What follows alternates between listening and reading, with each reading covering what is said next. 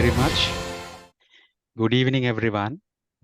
So I would like to warmly welcome uh, all of you to the first session of our webinar series focusing on finding opportunities in New Zealand. So today we are going to start with an important topic, how to kickstart your career in New Zealand. So over the past few years, many of the professionals have chosen New Zealand as their new home.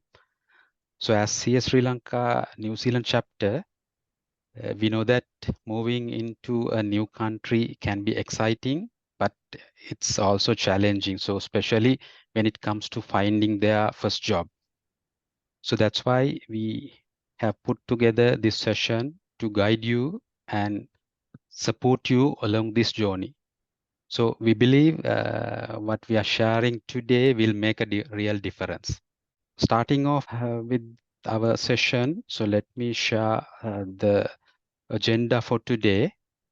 So I hope you can see the agenda.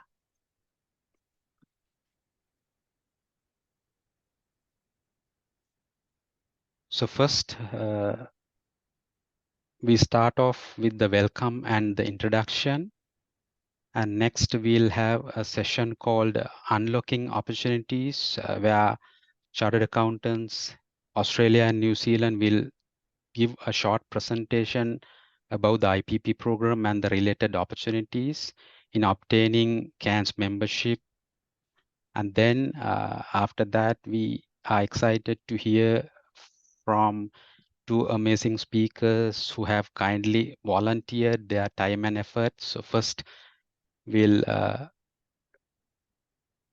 we'll listen to a talk on a job seeker's journey which will be focused on candidates' point of view. Then we'll move on to a session called What's Inside the Employer's Mind, where we'll hear about things from an employer's perspective. And finally, we are going to discuss certain topics covering the common questions, mistakes, and the winning strategies shared by both the speakers. So at the same time,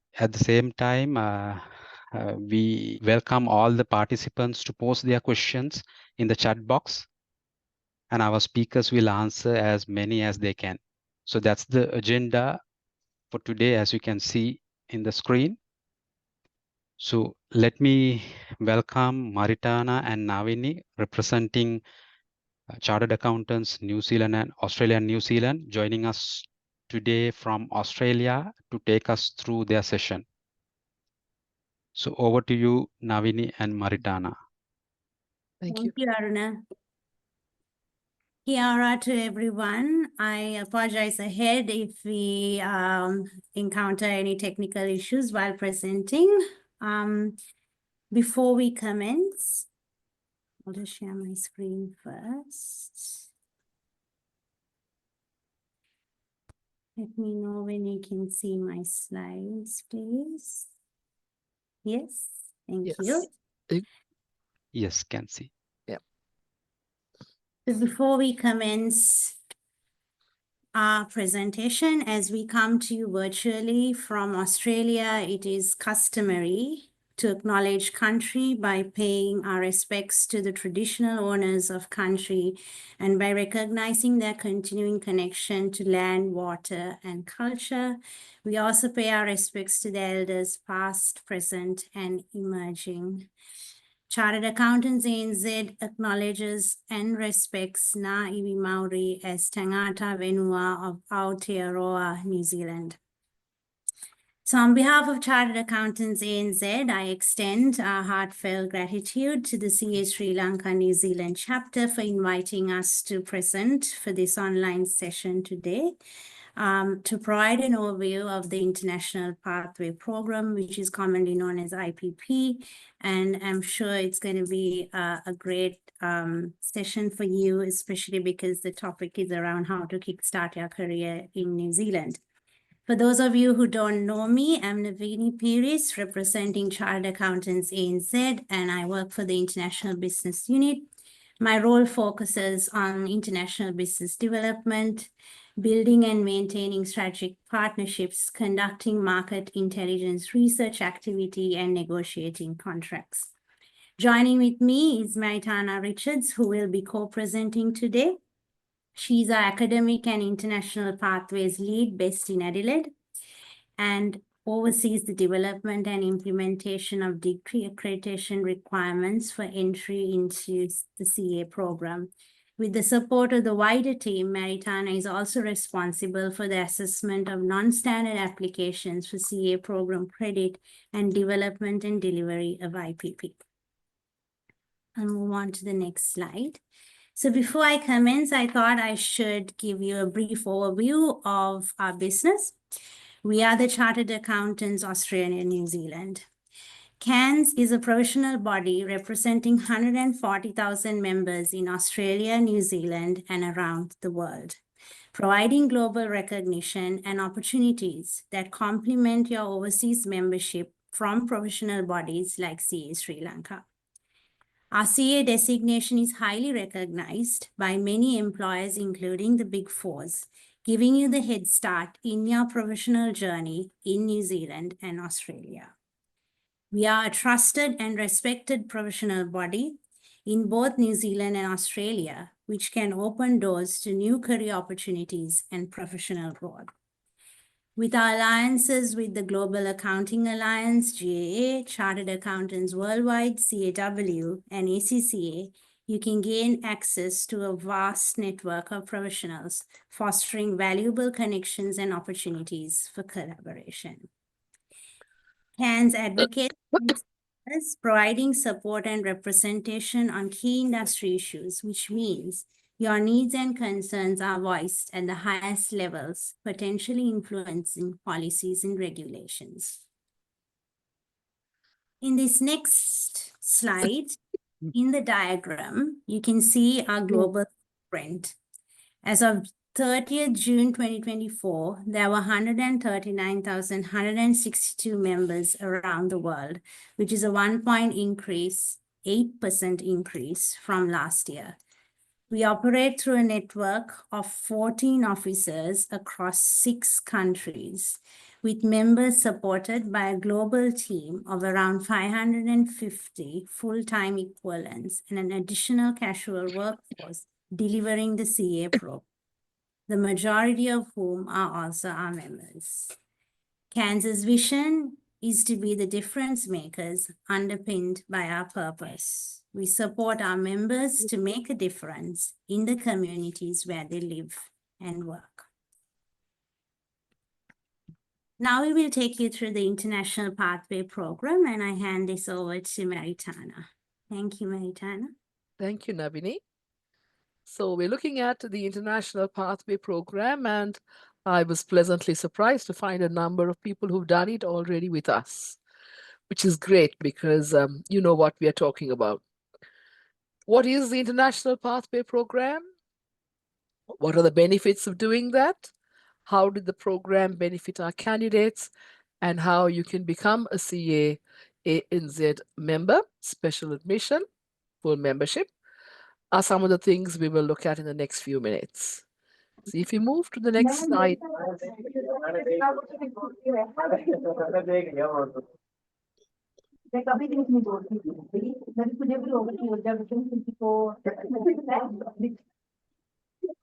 Okay. So if you look at the next slide, what is the International Pathway Program? What exactly is it? And of course, we've got 5 countries, 5 designated countries. It's a tailor-made pathway to try and maximize the impact your CA qualification, whether it is from Sri Lanka, Nepal, India, Pakistan, or Bangladesh, that you can take those qualifications and then move on and learn something different within the IPP program. We try to align your skills, and as you know, look to the future to determine what the accounting profession will look like 3 years, 5 years, 10 years from now. And then in this age of automation and AI, generative AI, we look to see what kind of skills you have at present and what kind of skills you identify as needed to be an effective professional accountant in the future. So one of the main things we do in the workshop is to actually look at the accounting professional not as a compliance enforcer, but as someone who is able to add value to business. And secondly, we give you the opportunity to take time out and evaluate your own skills, experience, and knowledge as of now, today, and what you would need to have in 5-10 years' time to position yourself to be effective. And then to identify the gap within that and what you need to do to move into the next few years. The next slide gives you an overview.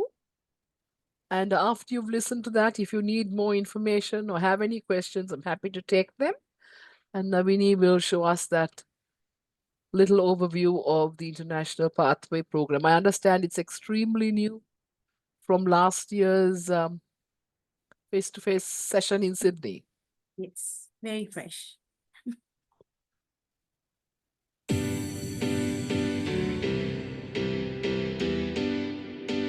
Are you a member of a designated overseas chartered accountancy body?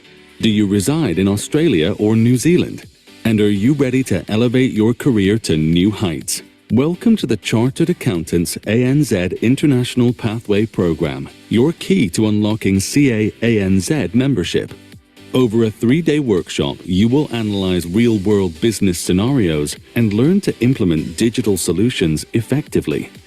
Our comprehensive program will align your professional skills with the regulatory environment in Australia and New Zealand, giving you a competitive edge in the job market. But it's not just about technical knowledge. Through the program, you will have the opportunity to earn a prestigious qualification that will open doors to exciting new career opportunities. Completing the workshop will allow you to confidently uphold the highest ethical standards and deliver value as a trusted business partner. We're not just preparing you for a job, we're helping you thrive in the Australian and New Zealand work environment. You will also gain access to a community of finance professionals and valuable market insights that will keep you updated with the latest industry trends. Join us and unlock endless possibilities for your career with the Chartered Accountants ANZ International Pathway Program.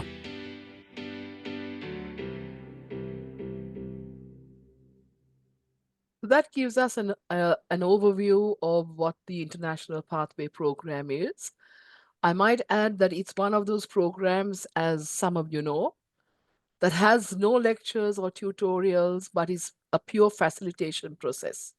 So it's up to you to then interact, and it's very engaging and interactive as you work in teams to find out where the professional accountant sits in the future of automation.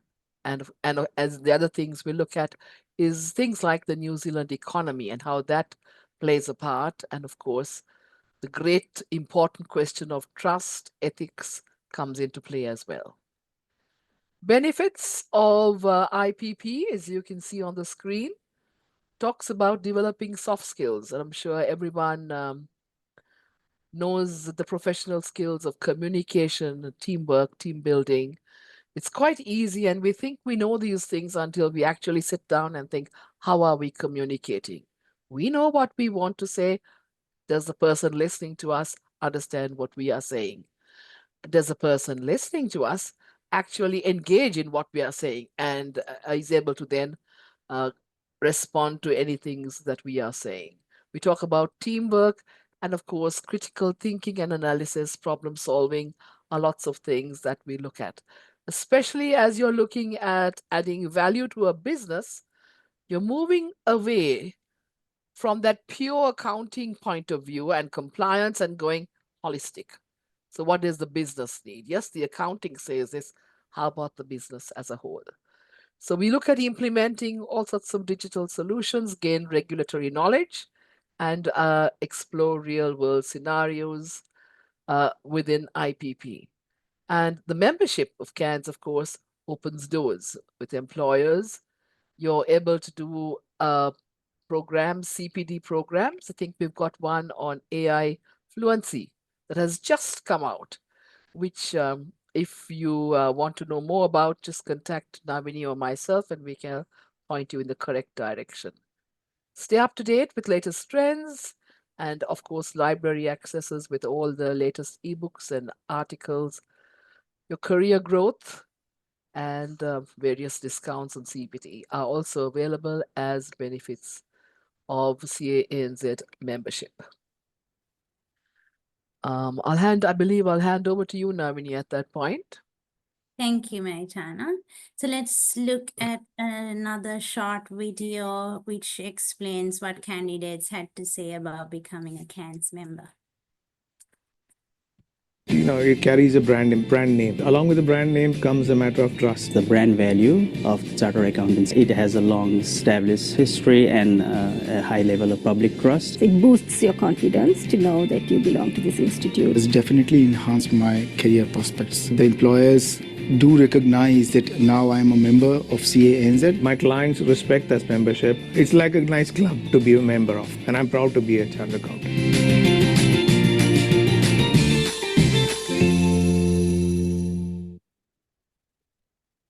So, yep, so in these thought bubbles, you can see that we have had great feedback from IPP candidates.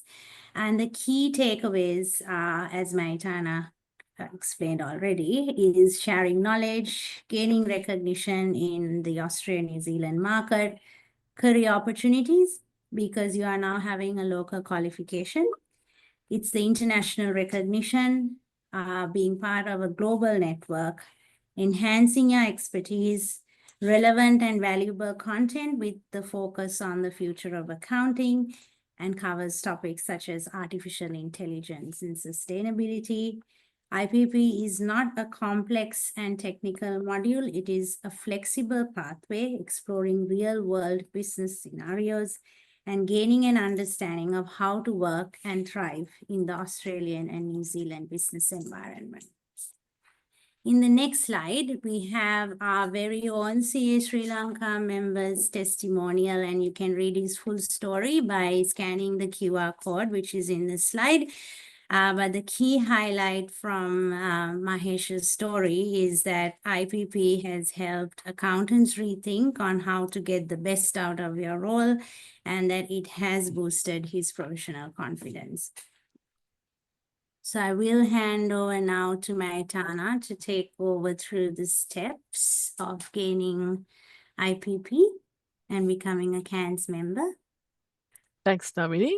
So the first step is if you decide or go through the eligibility criteria and you tick the boxes there, then apply to become a provisional member first of all, because you might find you need to get a letter of good standing and that takes a little while. So get that provisional membership.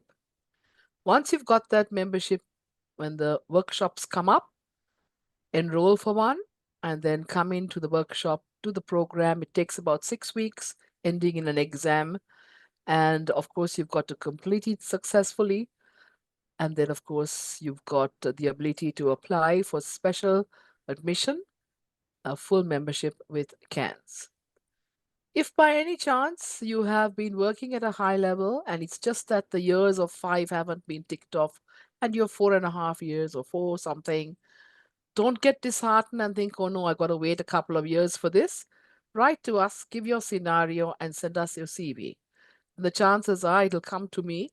What do we do with this person? And I'll look at it and have a conversation with you to see how much of experience. The last thing I want to do is accept someone who is not ready for the program and get you to spend that large amount of fees and then come unstuck because you haven't completed. It's not fair on my part to set you up to fail.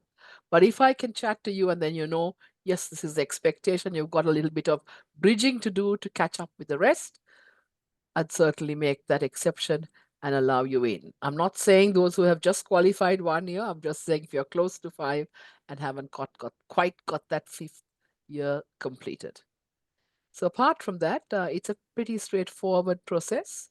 We've tried to simplify it and make it a short process time span. for you to go from coming from overseas into CANZ membership. Back to you, Navini. Yes, and this next slide is taking you through to our IPP website, which is refreshed quite recently, and it will give you details about the International Pathway Program, from overview to enrollment dates to signing up for the IPP newsletter, which will then give you access to registering for professional membership if you tick the boxes for those eligibility criteria that Maitana just mentioned. But yeah, so we sincerely hope that you will become part of our community, and we're happy to take any questions and answers now. Hi, good evening, everyone. I am Tarang actually. Thank you very much for this session and the introduction view. It's really helpful.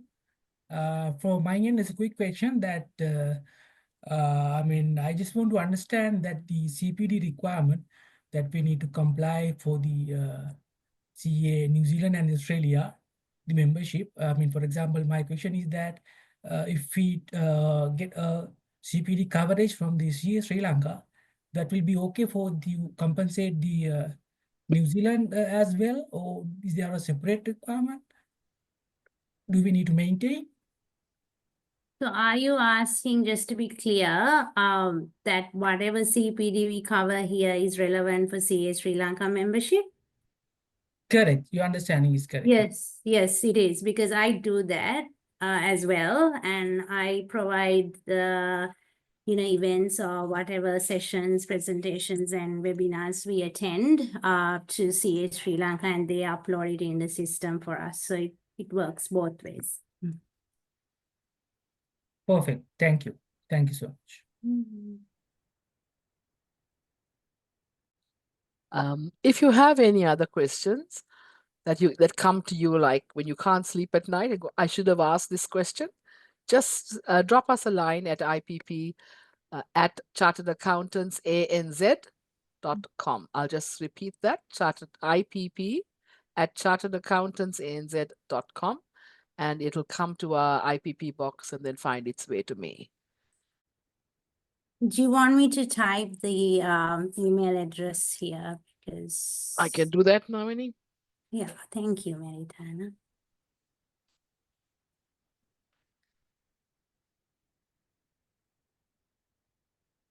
So I think like Maritana suggested, so if you have any queries, just post them to us and we're happy to come back to you. So just finally, I would like to thank the committee and the New Zealand chapter, and the collaboration between Chartered Accountants ANZ and CA Sri Lanka has greatly benefited our members, because we work with the Australian chapter as well very closely. And that has fostered synergy and innovation, and I'm confident that together we will continue to grow stronger. And I look forward to engaging closely with the New Zealand chapter and its members. And good luck. Thank you. Okay. Thank you very Okay. much, and Navini and Thank Maritana you. again. Thanks. Thank you. Bye. Bye. Bye. So let me share my screen and start the second part of the session. So give me a moment.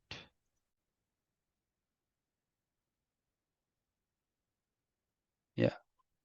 So this we have already discussed the agenda. So as per the agenda, so our next topic is the job seeker's journey, our first presentation.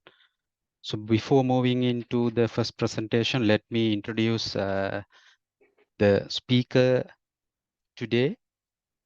So meet Roshanka Piris. Roshanka is a highly qualified finance professional holding both CPA and CIMA designations, along with the postgraduate diploma in management from New Zealand.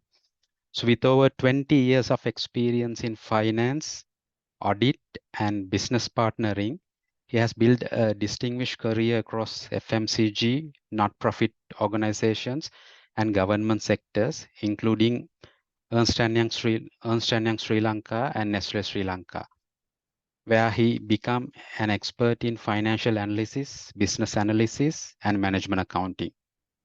So currently, Roshankar serves as the finance partner of Emerge Altoria Group, where his leadership continues to drive success in the organization.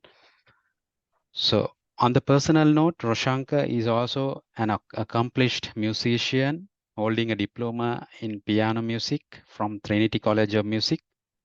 So music is a true passion of his, and it's always refreshing to see someone balance such diverse talents in the finance profession especially. So over to you, Roshankar, to start off the presentation. Thank you, Varuna. Thank you, Varuna. Hello, everyone. Greetings and a good evening to everyone. Firstly, a big shout out to the CASL New Zealand chapter for giving me this opportunity. I consider it as an honor and a privilege to share. The topic which I have this evening for you is a job seeker's journey. A job seeker's journey. I like this topic because it gives me an opportunity to share a little bit about the struggles and how I overcame those struggles. And before that, if you may wonder, I know I've been already introduced. Let me take 30 more seconds to tell a little bit more about myself, because otherwise some people are wondering, who on earth is this Roshankar fellow? We have never heard of him. We have never seen him, because I am not a CA. So in 2019, I moved to New Zealand and I was studying down in Wellington. I was doing a level 8. And thereafter, I had my share of struggles in finding my first job. And as you all know, we had this beautiful episode of COVID during that time. And it didn't make my life very easy. But there were certain things which I had to do without much help from probably anyone. And I want to take this platform to share so that this will help everyone who is under the sound of my voice this evening.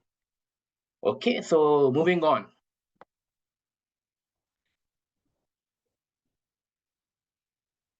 Yes, so before I talk about what I need to talk about, just to give an idea as to how the job opportunities are in New Zealand. So there are a few types of jobs available in New Zealand. As you can see, voluntary work. This is basically unpaid work where you get an opportunity to have experience and build some network. Then there's casual work, which is irregular in nature. This can be something one-off or ongoing. Seasonal work. This is particularly during certain seasons. Example, fruit picking in summer. Tourism, that is working in cafes and things like that. And in places like Rotorua, you get tree cutting. Those come as seasonal work. And there's fixed term, where this is also temporary in nature, but fixed for a certain time period. It has a definite end date. And lastly, permanent work. This is the hot favorite of everybody. We all want permanent work. So here in New Zealand, permanent work can be full-time or part-time. If it is less than 30 hours, it's considered to be part-time. And if it is more than 30 hours, full-time. So looking at these, probably everybody would want permanent work as soon as you come to New Zealand. But let me suggest to you, sometimes you might have to go and pick some casual work or fixed term, because that could be the first rung in the ladder, so that you can keep your feet in that rung and then get on to the next rung. So to tell you, I have been doing all these types of work, probably except seasonal work. I have been doing all this. So in the next slide, I want to share a bit more about voluntary, because there were questions how do we find voluntary work? We can't even think of getting a voluntary work. So there are few ways of getting voluntary work. There are certain sources. One is the student job search, we call it SJS. Then there are some charity organizations like Salvation Army, Habitat for Humanity, Red Cross. They eternally recruit volunteers for their work. And there are settlement centers. So here in Hamilton, where I am in, there is a place called Settlement Center Waikato, where I am pretty sure in Auckland also they have something similar to this. And there are small accounting firms. So when I say accounting firms, I am not talking about the big four. I'm not talking about the mid-tier accounting firms like Grant Thornton, PKF, and BDO. Small accounting firms which operate locally. So you can easily hop in and ask for voluntary work. And I'm pretty sure at this time of the year, where we just completed the tax year, there would be few opportunities for that. And voluntary work would help you to get a New Zealand reference, which is very, very important. Because coming from Sri Lanka, probably we will not have any New Zealand reference when we are applying for a job. So this is a very good way to get a New Zealand reference. And it also helps with networking, which will help to get another job. Moving on.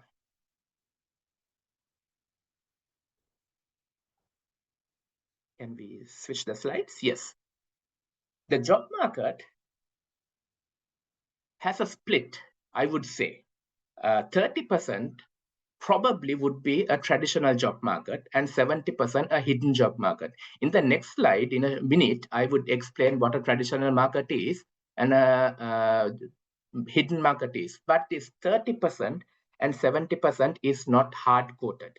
You know, it will vary depending on the time and depending on how, the economy varies and depending on the city. So it would probably be 20-80 or even 60-40 or, for a matter of fact, 50-50. But my message is there is a traditional market which is very small and there is a hidden market which we need to tap in. So what do you mean by the traditional job market? This is pretty much advertised jobs, right? So when I say advertised jobs, there are various platforms and we all probably know Seek, Indeed, SJS, and also company websites where they advertise jobs. And then they advertised in LinkedIn. That's another platform. Then another way of getting into this traditional job market is what I call sending out unsolicited CVs. That is, there is no job advertisement, but you just keep on knocking on the door and handing in over your printed CVs. Probably this would suit more jobs like supermarkets or in the retail sector. But if you want a job to get yourself started, you could try this one, right? And the other one is approaching recruitment agencies. In a moment, I will share a few recruitment agencies. Then talking about hidden job market. So this is not something which is externally advertised. So you would not probably see this from your naked eye. So that's the trick here. So what would help you to get into this hidden job market is networking. Okay, so networking is very important, and I'm pretty sure our next speaker also will touch on this point. It will help you to get a potential job opening. So it is important that you mingle with people who can introduce you to other people who have the opportunity of opening you with a job. And also, I would like to give a hint. I always like to give people hints. And one hint is when you are networking or when you are talking to people, when you are mingling with people, just be polite and courteous. Don't be arrogant, rude. Those things doesn't work here in this part of the world. try to cultivate these virtues of politeness, courteous, and being considerate. Those are good things to have, and that will immensely help when you network with people. So this is a list of recruitment agents. Just take 5 seconds and see how many of these have you come across. Whether you have approached these recruitment agents. If not, then the homework is tomorrow morning, you jump into your computer and try. If you're a job seeker, try these recruitment agents. Send them an email, send them your CV, get connected. Okay, moving on. Right, so we've talked about the types of works and the job market in New Zealand. Now we are getting into the meat of my presentation, the crux of it. So for the next probably 15 to 20 minutes, I would be talking to you about 3 big things. Number 1, your CV. Number 2, cover letter. And number 3, LinkedIn profile. So whether it's a traditional job market or a hidden job market, you need to have a good CV, a well-crafted CV, a good cover letter, and a strong LinkedIn profile. So you need to have these 3 things to win this match. Okay, it's like a cricket match. We Sri Lankans, we all like our cricket, isn't it? In order to win a cricket match, you need the batsman, the bowlers, and the fielders. So similarly, all these 3 things are very pivotal to get a job opening. Okay, so preparing your CV, very, very important. So I'm pretty sure most of you have heard this New Zealand style CV. Now, what is that? We all have come from a different country, Sri Lanka. And Sri Lanka is different to New Zealand. We all know that. And I'm not going to talk about the differences. But there are so many differences, and different in culture and how people think. People's thought process is different here. So which means your CV needs to accommodate that change. So that is one reason why you need an NZ style CV. And the other thing is your old baggage is not relevant. See, I have seen some people, they have put their school, not to, just an example, Sunandopananda Vidyal, nobody is interested in your school. Nobody is interested in how good you have fared at your O levels and A levels. So you can see that picture, 2 old trunk suitcases. So your things in the past are like that. It is irrelevant. So let me suggest that when you're doing your CV, you can graciously remove everything, your school and your O-level results and those achievements. And Kiwis like to have simple and short. 2 pages the most. They are not going to read your 3rd page or 4th page. 2 pages, you can drill in your point in 2 pages, which is more than sufficient. In a few minutes, we are going to see how we are going to do that. There are a few key essentials to a CV. Your CV should be very brief, as I said, should be positive, and an interesting snapshot of yourself, right? Your CV, the purpose of your CV is not necessarily to get a job, but to get an interview, right? You need to get an interview. From an interview, how do you get the job? That is where my colleague Kasun is going to come in a few minutes later to tell you. But your CV is important to get an interview. And it is an opportunity to show a potential employer that you are the right person that they are looking for. Okay? And a CV should not be an information dump or a monkey praising his own tail. Have you heard that term? Monkey praises his own tail. So you're talking more and more about yourself. In Sinhala, we call it pampu. So it's a CV is not a place for you to do that. Remember, simple and short. and put yourselves in a recruiter's shoes. This is very important. After you prepare a CV, before applying, just see, now when I'm applying for Griffins, now this recruitment manager from Griffins, what will he think when he sees my CV? Just think from a recruiter's point of view. Does this person have the skills we need? Is it worth calling for this fellow for an interview? That's what happens to most of us. You don't even get a call for an interview. Just see whether, from a recruiter's point of view, okay, am I fit before you apply? And also, these are small things, but I consider it to be important. Formatting your CV. Just put it in a nice format, a nice template. Correct spelling. English is a very beautiful language, as well as it's very confusing. Sometimes if you misspell something, it will mean a totally different thing. And also punctuation. Try to put your full stops, your commas, your colons, your everything. That's something, some people do consider those as well. And get your CV vetted by a friend. Now, what does that mean? Sometimes I know I have been applying and applying. Nobody is calling me. Probably something is wrong with your CV. So I suggest to those people, try to get your CV vetted by a friend. Another pair of eyes seeing your CV will help sometimes. Okay, moving on. So these are the key components of a CV.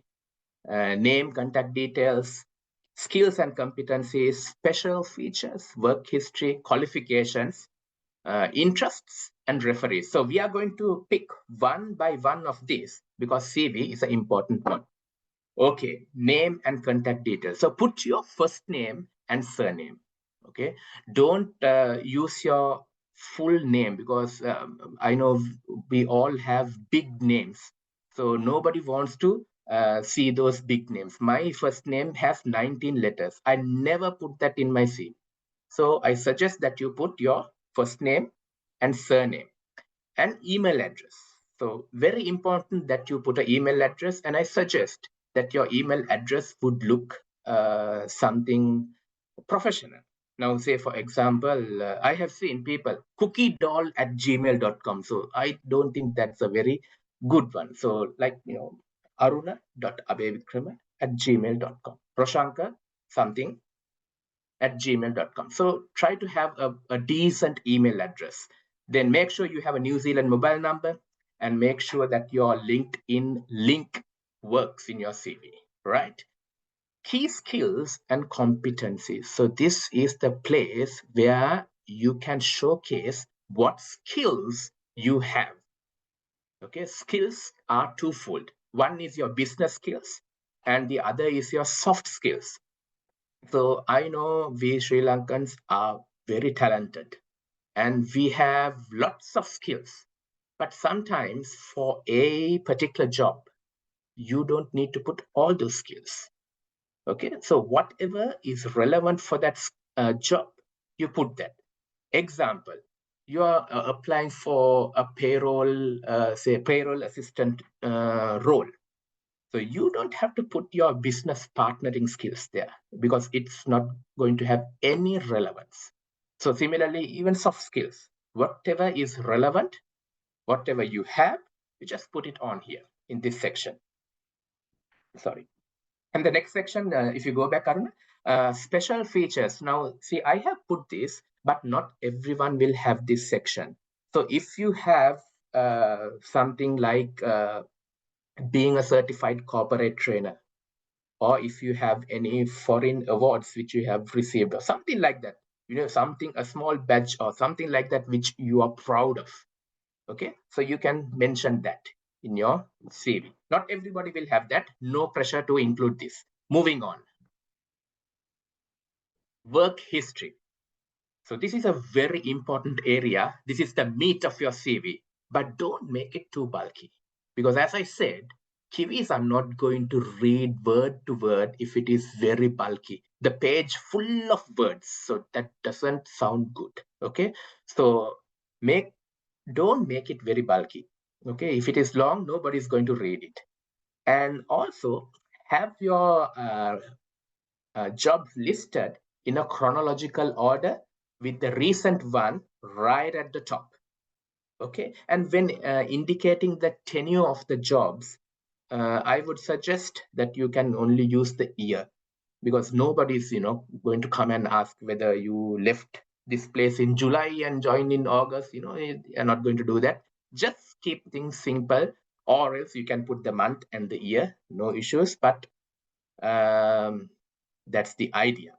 And also how to write the work history.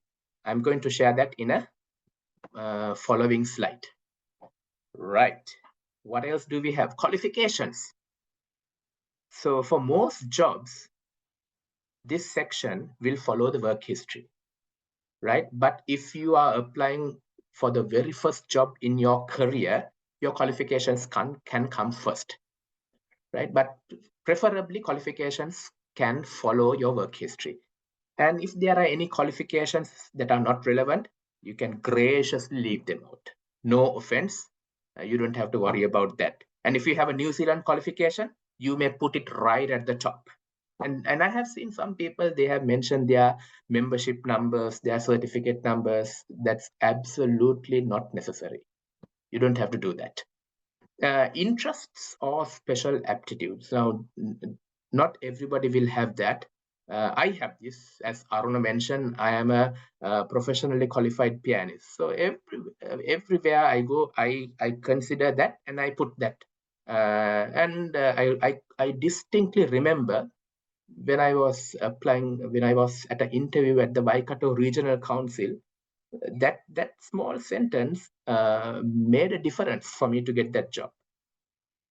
So if you have something like that, so you can put that, and it can be something sports related as well. Now, doesn't mean that playing the big match you can put it here.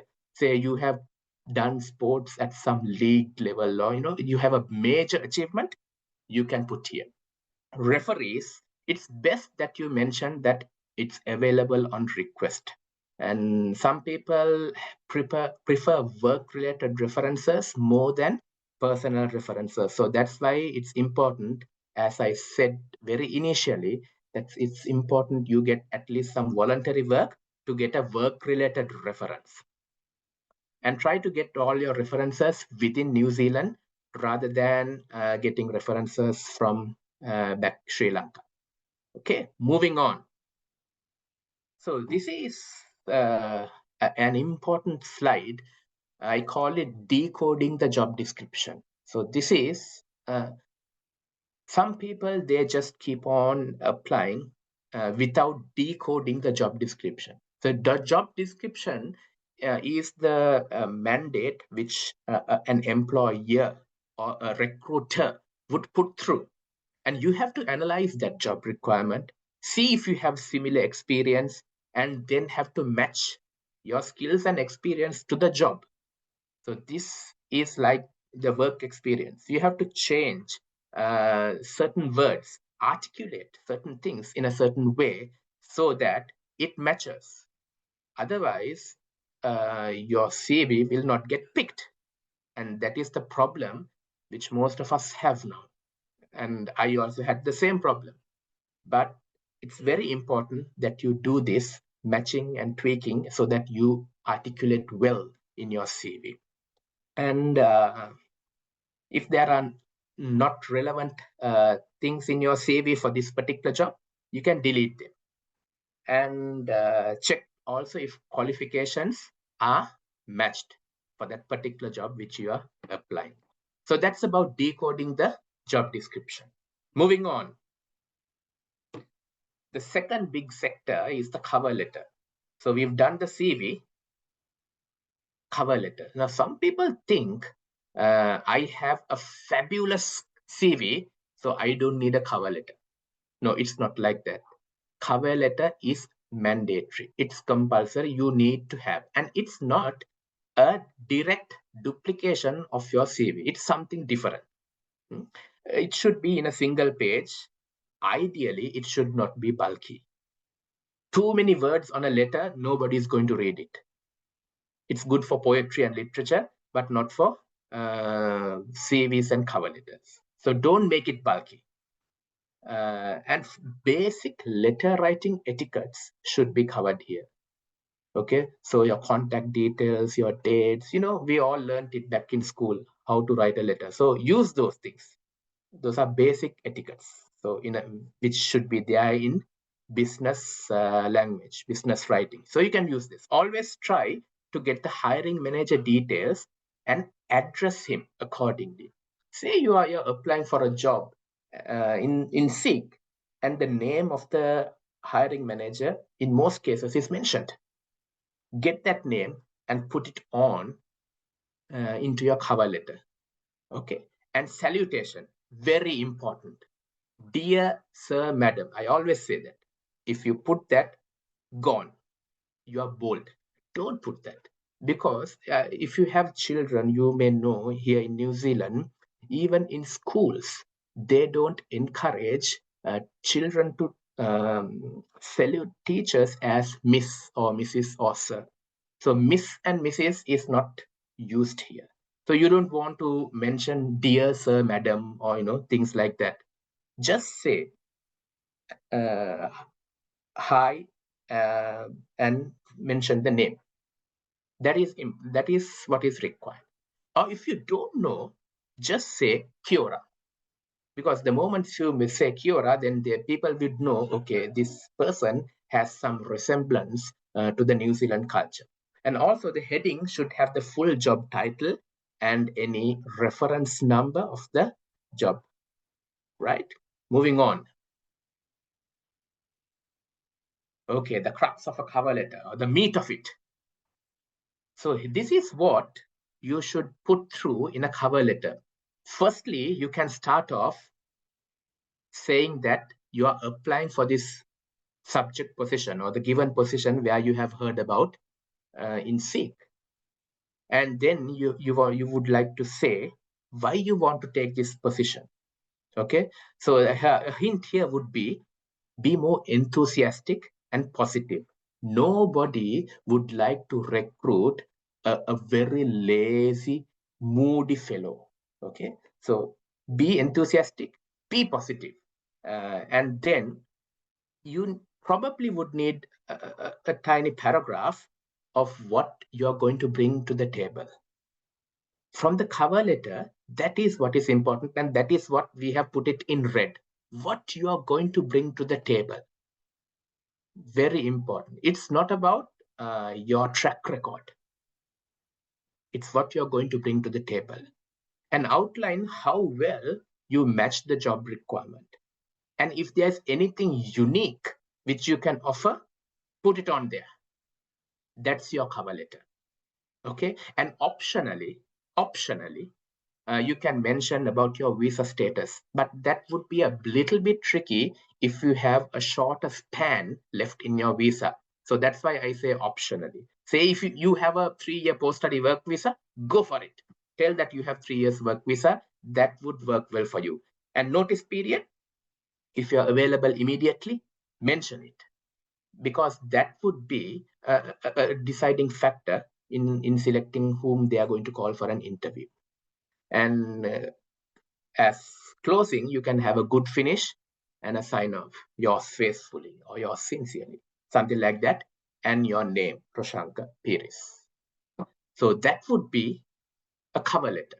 Then moving on, LinkedIn.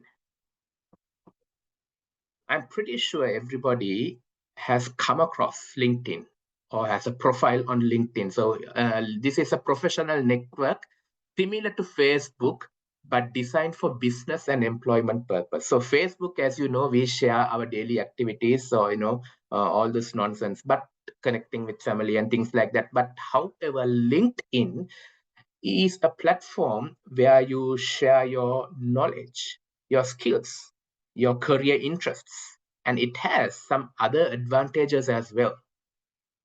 It's where you can easily let your recruiters know that you are available for work. You can apply for jobs through LinkedIn. It's a very good interface to connect and interact with people. Especially when I say people, especially recruiters. Okay, and I always say the hint is be courteous and show a keen interest to learn when you're contacting or networking with people on LinkedIn. Another advantage of LinkedIn is you can give and receive endorsements. Okay, I'm pretty sure if you're using LinkedIn, you know what I mean. I don't have the liberty of time to go into the grotesque details of endorsements, but that's an advantage of LinkedIn. And it gives you a full profile of your work history, similar to a CV, including your qualifications. So that's a little bit of advantages of LinkedIn. So now how do you maintain or set up a LinkedIn profile? So here I have got a snip of a very handsome person for the LinkedIn profile. See, profile photo, very important. You must look professional. A headshot would be sufficient. Business attire would be ideal. Not in your flimsy t-shirt, something looking professional. Would be better if I had a plain background, but mine doesn't have a plain background, but that's all right. Then you have the cover image. Some people keep this blank, which is fine. But I have opted to put a beautiful landscape of the South Island. Okay, so why I did that was just to show that, okay, I am from New Zealand and I have the New Zealand cultural fit and I like the country. So I have put a beautiful landscape of beautiful Aotearoa, New Zealand as my cover image. So if you want to copy this, you're most welcome to copy this. You can jump into my profile and copy it. Location. Very important that you update your location once you come from Sri Lanka. Sometimes still some people's location is Colombo. But make sure that you update your location. And then headline. Headline is basically the job title you currently have or something which you are looking for. So people have multiple headlines, which is absolutely fine. You can have. Some people put their qualifications, the CA, ACMA, things like that, which is completely fine. I have put a little bit lighter here because I prefer, but make sure that you put something very catchy for the recruiters that people would want to jump into your profile, look at it, and give you a call. So this is the first impression you give on LinkedIn. Moving on. And there's a section where you can talk about yourself, a brief overview about yourself. So do your best to impress anyone who looks at this. That's the message I can give you. So, and don't make it way too long, but make it impressive, okay? And make this relevant to the New Zealand job market. And don't forget to include any keywords, because sometimes we never know, people do pick your profile from keywords. So make sure that you have some keywords. And if you want to steal any of this content, you're most welcome to jump into my profile and take whatever you want, because my sole intention is to help everyone who is connected this evening. Okay, moving on. So then in LinkedIn, in your LinkedIn profile, you have your experience and your education. I would suggest that you don't make this extremely long, okay?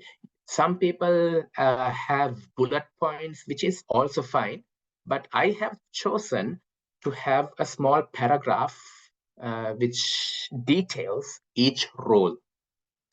So because when your LinkedIn experience is so huge, nobody is going to read word to word to word to word. Nobody. Believe my word. Nobody is going to read it. So make it short, make it sweet, make it simple. People will read it.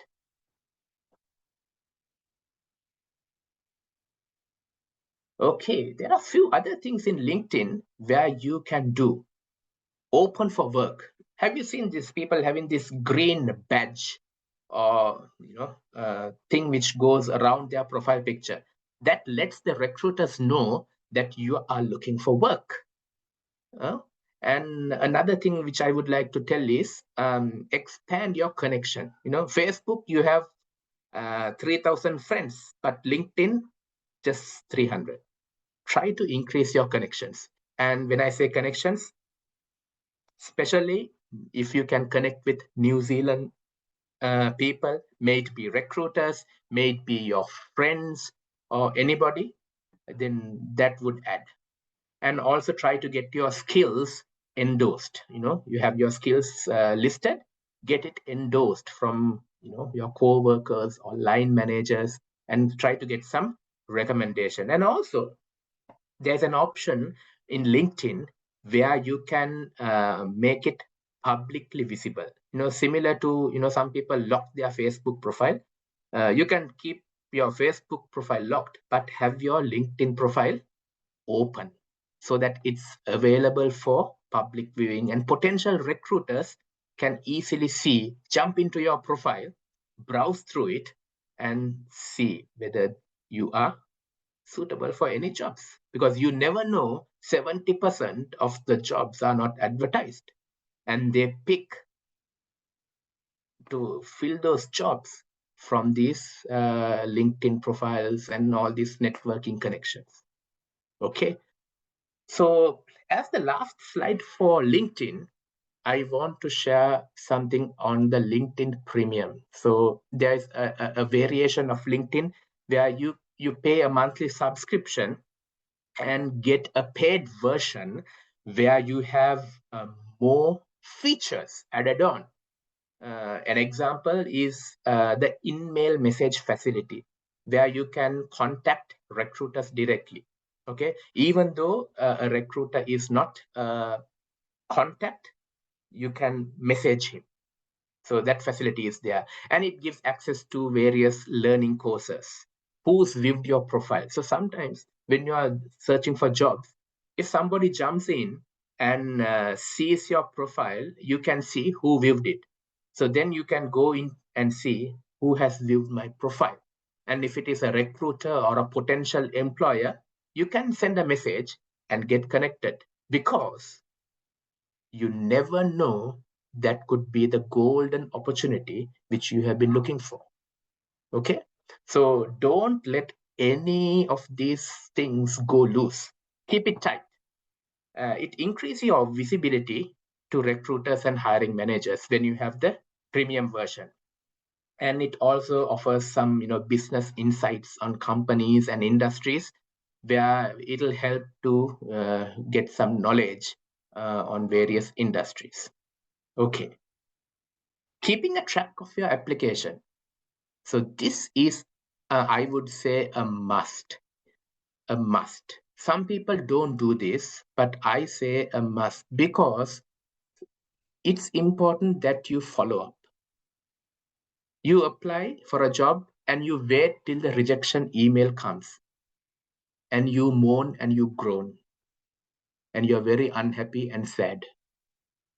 Before that rejection email comes, let me suggest to you that you take your phone, give a call, and say, hey, I'm so and so, I have applied for this role. I would like to know if you have some time for a catch-up. Just give a call. That helps. And then your name rings a bell in the recruiter's mind. And when he's screening, he sees your name, and probably he might give you a call and ask you to come over. And also it avoids duplication when you're looking for jobs in different platforms. And it also gives you a nice repository of recruiters and who to be connected, which jobs you have applied. So here is just a snip of a very good person who has a very methodical, organized, structured way of keeping things. And I suggest that you follow the same. Okay, so 2 more slides to go before I be silent. Types of interviews. So I'm aware that Kasun is going to go deep and deep into interviews, but let me share a few things on the surface of interviews. There are few types of interviews which you would probably have. Phone screening, phone interviews. Simple. Somebody will call you probably from HR, and that would be an initial screening. Similarly, there are voice interviews where they will give you a link and ask 5 questions, and you need to put voice recordings. Then there are online interviews on Zoom or Microsoft Teams. So few things here in online interviews. See, they will only see your face, okay, and probably your upper body in a Zoom interview. Make sure that you look well. Groom yourself. If you're a person who shaves daily, shave your beard. If you're a person who grows your beard, have it trimmed. You know, be nice. And ladies, it's not a fashion show. Okay, so make yourself pleasant and appealing, because they will see only your face. It's very important. And then hiring managers interviews, face to face. So that's another type of interviews which I'm sure Kasun is going to go very deep in a short while. Then there are assessments. So in the recruitment process, there are some companies who give assessments. They can come in various shapes and forms. They could be psychometric assessments or case studies and do a presentation. Sometimes they give you in advance and ask you to prepare at home and come. And sometimes session එකට join මට අමතක වුණා. ඒක සවනක් join වෙන්න තිබ්බේ. ඒ කියන්නේ මම කිව්වා free session. And sometimes they give it at the interview, and you will be surprised. I got surprised once when I went for a countdown interview, and they gave me an assessment and asked me to present in 20 minutes.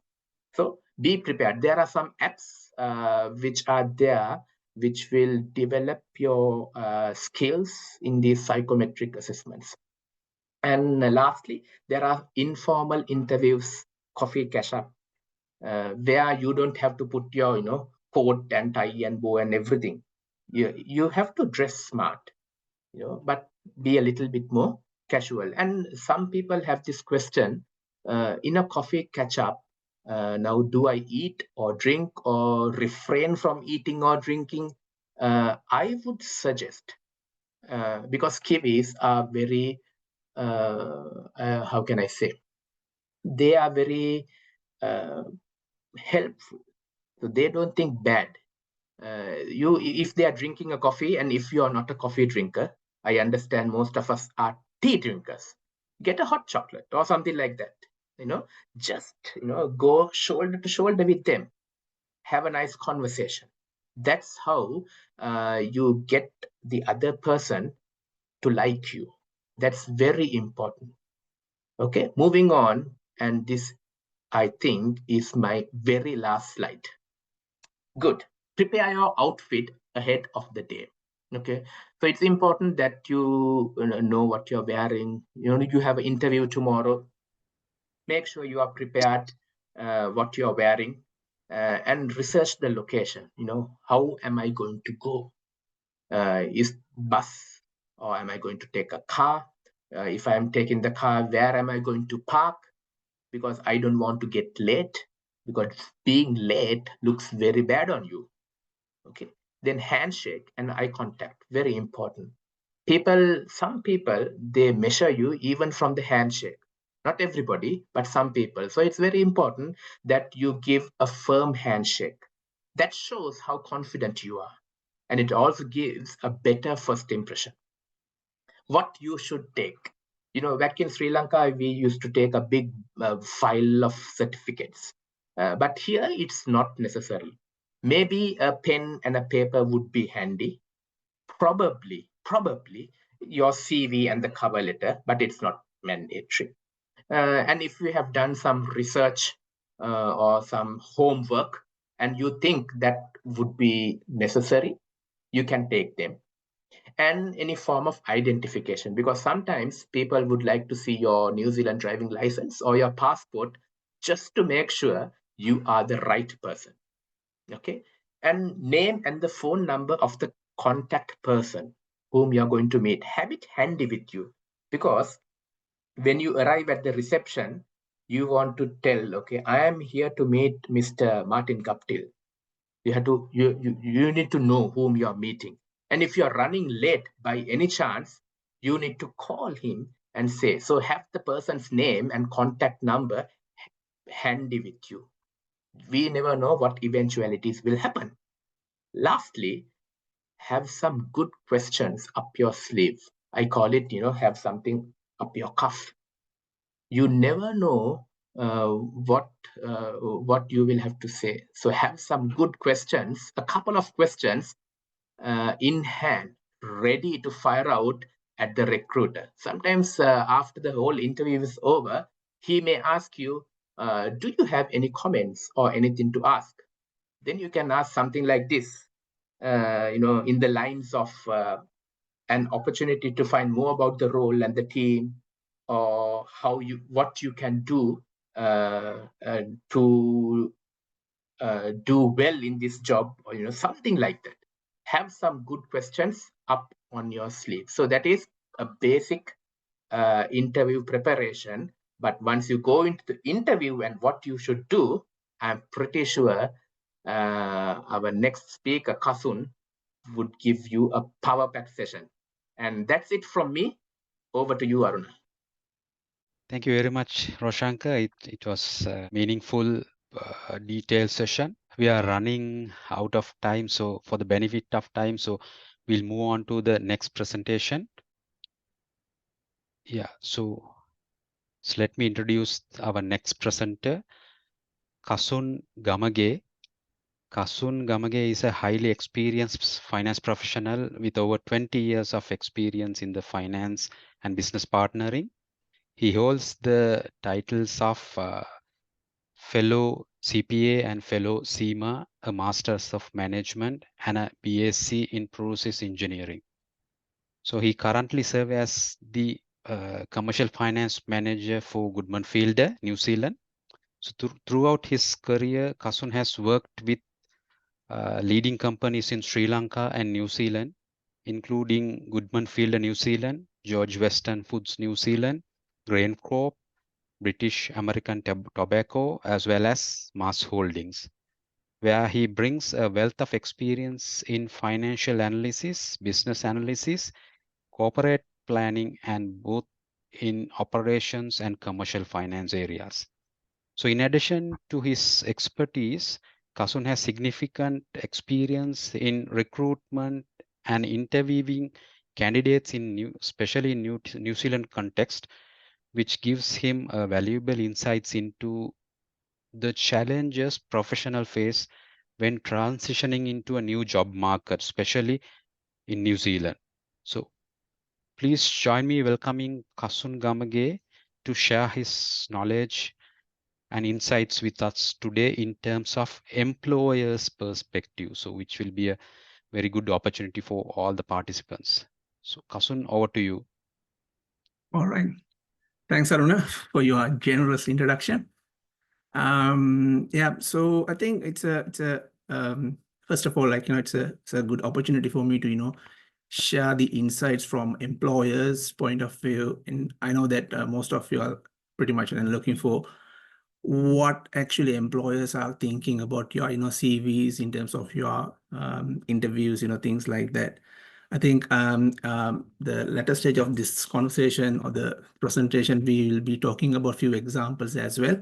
But before I go into that, let me quickly give you a few, introduction about, I mean, I don't know, already touched upon, but I just want to quickly give you few introduction about how I started, and then basically move on to different roles, because then it'll probably give you kind of nice understanding where I'm actually coming from, things like that. I think in New Zealand context now it's roughly around nearly 10 plus years in experience. Therefore, I have also gone through, as Roshanka mentioned, like, Roshanka mentioned, from, interviewee to interviewer, things like that. Therefore, the journey is pretty much the same as you guys. I mean, it's pretty challenging, and as well as and exciting as well, later part of the stage.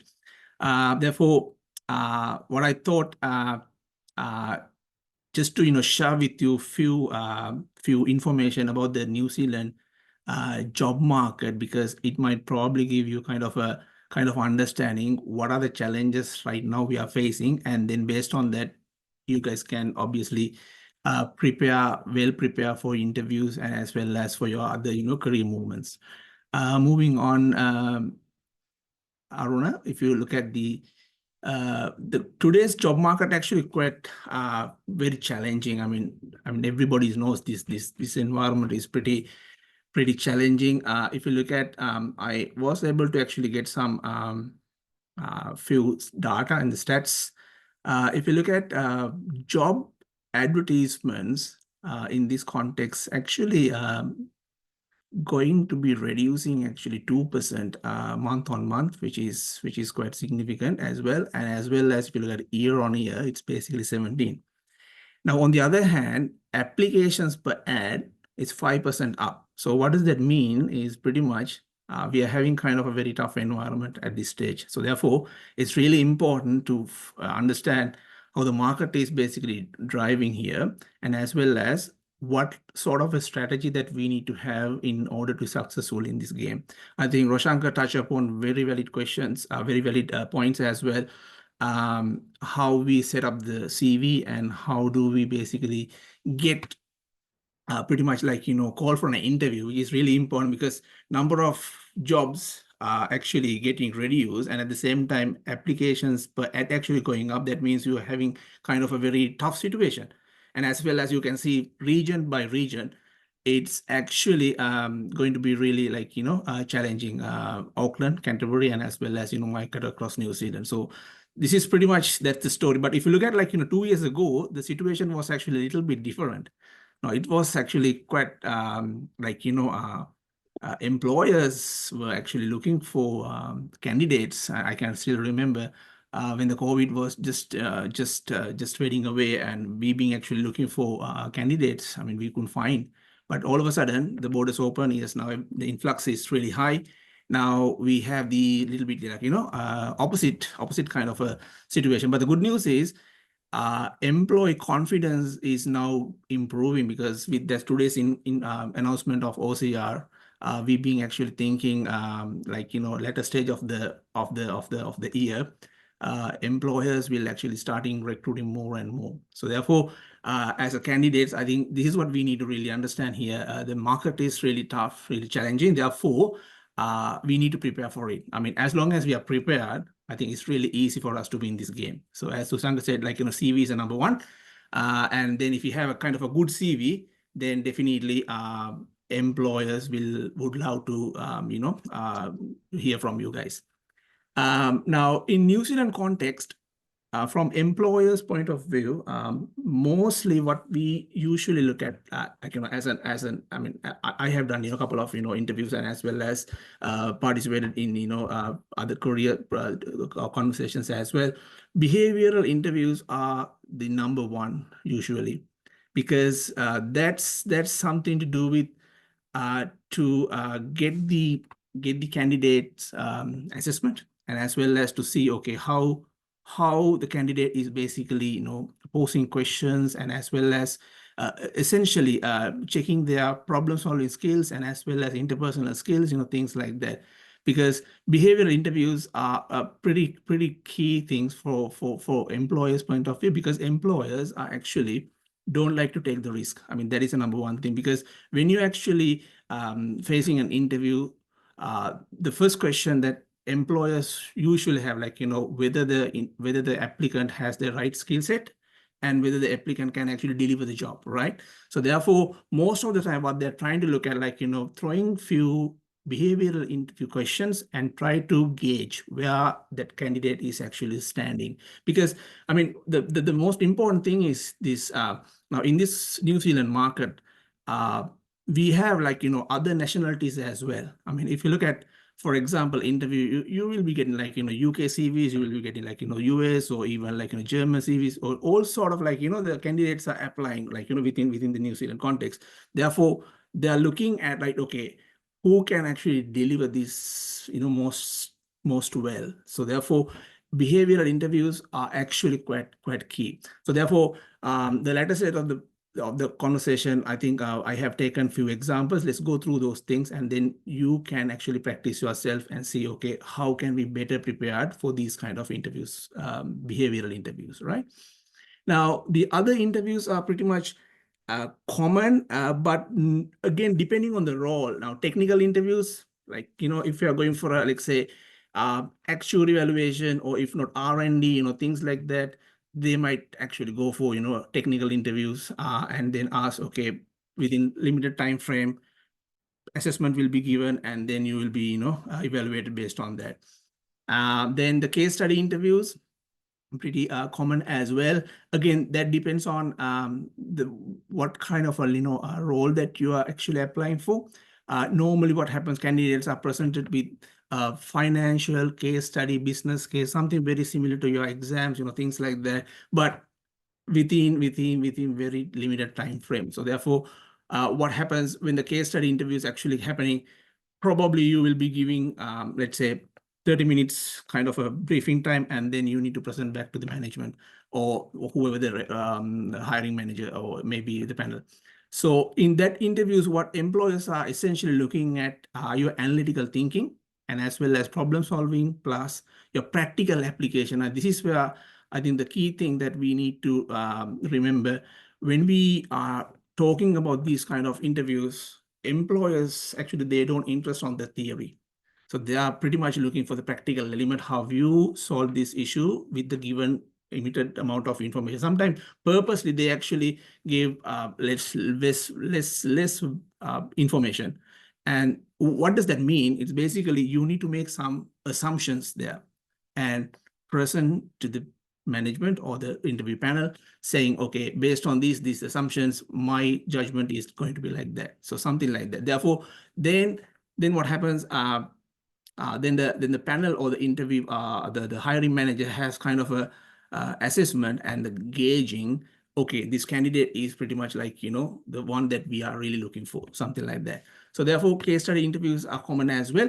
Panel interviews, probably not common. However, we have seen that panel interviews, recruiting for higher or senior positions like, let's say, CFOs, or if not like, group accountants, things like that, because they want to actually go through kind of a series of, interviews and the tandem interviews. In that situation, employers are pretty, keen to look at, panel interviews as well. Now, out of these 4 interviews, I think the most, the relevant and most important interview for us, I think, in this context is behavioral interview, because that's mainly to gauge and assess your skill set through posing some questions, right? Now, facing an interview is actually kind of an art, right? Because you might have like, brilliant CV, no doubt about that. Then you will be getting a call for an interview. Then when you go there, then the next question is, okay, how should I, face the interview more successful manner? Now, there are many approaches. I mean, if you research, like, there are many approaches in how you face the interview, but STAR approach, I think it's a very commonly available approach for everybody. I think you might have already heard about this one as well. If not, just try to, follow this approach, because this is where, like, most of the time people are actually looking for, especially the hiring managers. Now, STAR is very simple, as you can see from the letter itself. Situation is all about, like, you describe the context, what type of, task that you did, like, the challenges you face, things like that. Situation.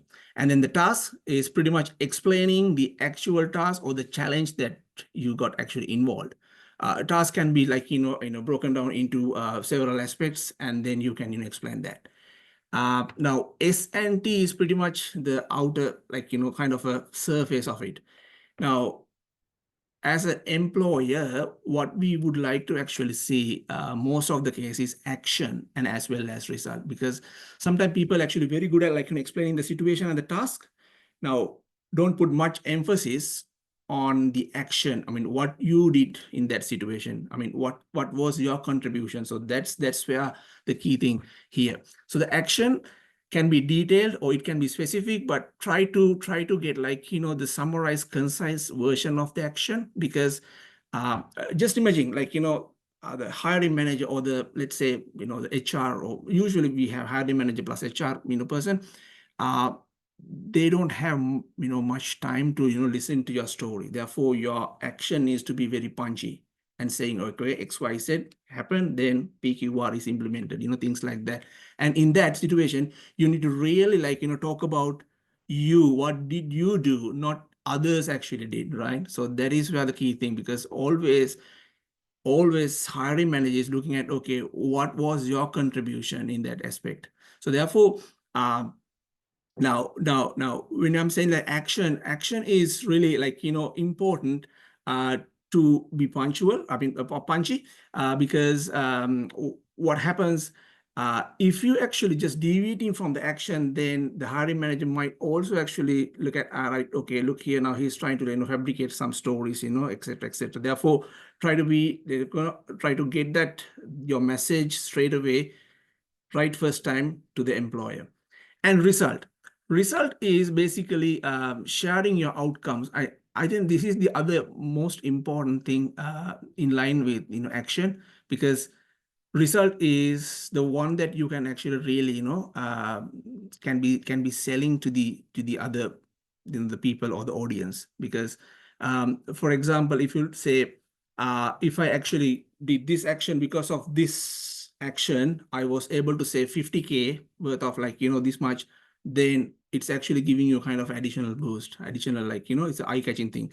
So therefore, always try to get action and result. That's where the important thing.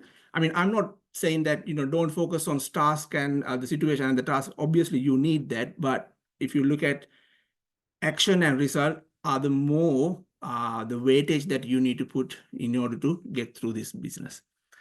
Right, now let's look at a couple of examples here. Right, I just post this question to the audience, and just think through a little bit. If you've been given this type of a question, what are your thought process? How would you handle this, right? Now the question is pretty much asking, okay, can you please tell me about time you identified an error in financial data, or how you handle that, right? The moment you actually got that question, obviously, I mean, you need to have some kind of preparation there, right? The thought process should go through, okay, what is my S, what is my T, A, R, things like that. Now I just think through, the purpose of this question is the employee is looking at, I want to assess, I want to see whether the person actually got the analytical skills and is there any accountability, because we obviously deal with teams, we'll work with a number of other the business partners as well. So therefore employer is actually looking at, right, okay, whether this candidate actually got that much of the capabilities. Now preparation tip point of view, you can always use an example where your diligence helped to prevent financial data and reputational risk, right? So now this is one of the ways that you can answer the question, but I'm not saying this is the only way that you can do this, right? So the only thing is have that ST ready, and A and R is pretty much linked together. Right, action and results are the real important thing. Now, if you look at, for example, this one situation, you can explain I mean, here we basically saying, while reviewing the quarterly financial report, I noticed an inconsistency. Like, it's basically that error is not my error, right? So it's pretty much they notice, that's fine. The tasks you can pretty much explain, it's, I mean, my responsibility to investigate that, but error, we don't know where this is coming from. However, look at the action, and action is basically saying, I conducted. That is where the most important thing, always try to say, you have done this, not anybody else. And as well as look at the results, it's pretty much 50K saving. Now, likewise, that thought process should follow through. because that is where I think employers are actually looking at like, okay, what you have done and have you reflected relevant skills and the competency within this area, right? Similarly, if you look at the second question, right, I'll give you a couple of seconds to think through. Can you describe a time when you had to work under tight deadlines? I think in our jobs, especially accounting and finance, our jobs pretty much it's very tight deadlines, right? Now, how would you handle this type of a question? Now, you can't just simply say, right, okay, I have handled that and, X, Y, Z, like, no, because you need to think through what is your A, what is your R. Now, purpose of the question, obviously, the hiring manager would like to see whether you have got like, the prioritization skills and ability to perform under pressure, right? Because, I mean, in today's world, like, one person is actually having, multiple hats, maybe commercial finance or maybe operation finance, it doesn't really matter, right? So therefore, you might have to work with some other cross department as well. So in that situation, it's inevitable that you need to work under deadlines and deliver your financial reports, right? So in that situation, how would you do that? Right. Okay, let's look at the tip. Tip is basically highlight a scenario that demonstrate both speedy and accuracy under a time constraint, right? Now, I'll focus on the action here. Here again, I quickly identified and prioritized most critical report delegated tasks, right? So then what happens because of that action, the result was actually saying, right, okay, I was able to complete this one without a delay. I mean, if you can actually bring that, okay, how many days, how many, savings that you can actually quantify something like that, then it's even better. So try to, articulate your savings or whatever, like, the outcomes, maybe quantitative manner, which is more important. Then it's easy for you to sell your story, right?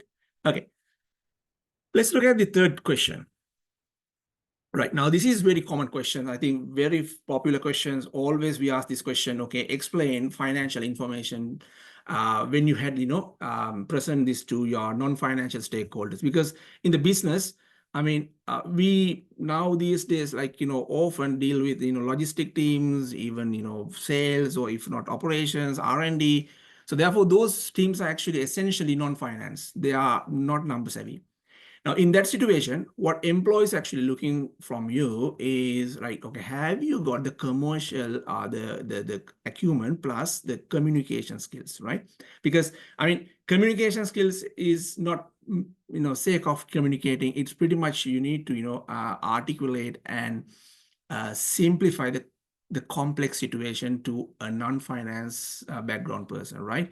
So in that situation, tip is going to be, okay, empathize, like, emphasize clarity, the patient, and ability to tell your message to the audience. Because, I mean, as accountants, including you and as well as me, like, we are very good at, numbers. Now, sometimes what happens, I mean, we know by looking at the number, right, okay, this ratio is basically going up or down, whatever. However, how you interpret to a non-finance person, so there is a challenge. So therefore, most of the time, businesses are actually looking for that.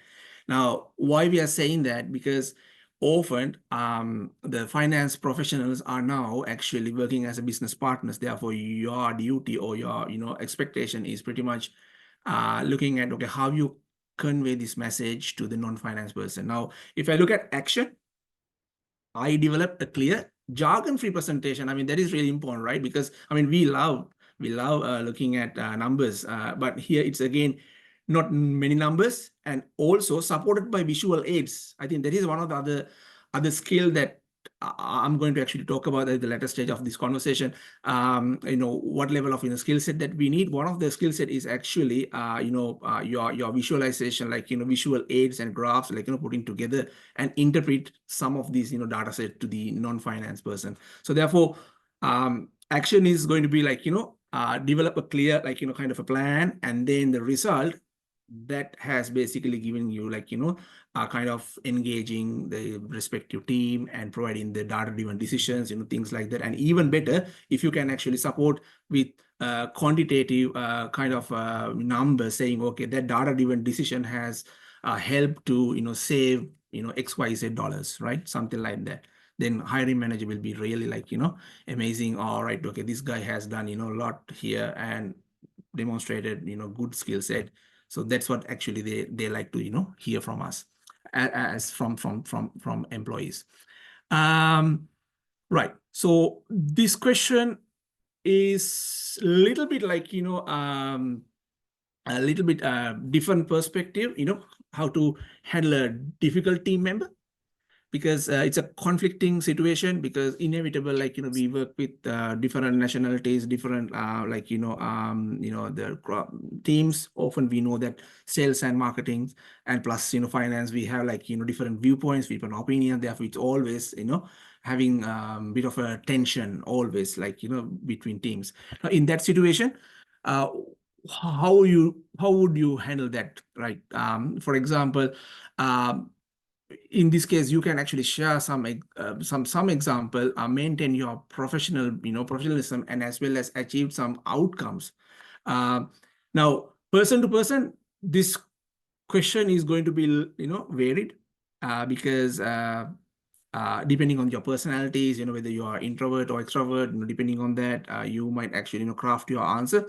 However, purpose of this question, or pretty much employer is actually looking at, have you worked under collaboration environment? Like, how can you handle a problem within, let's say,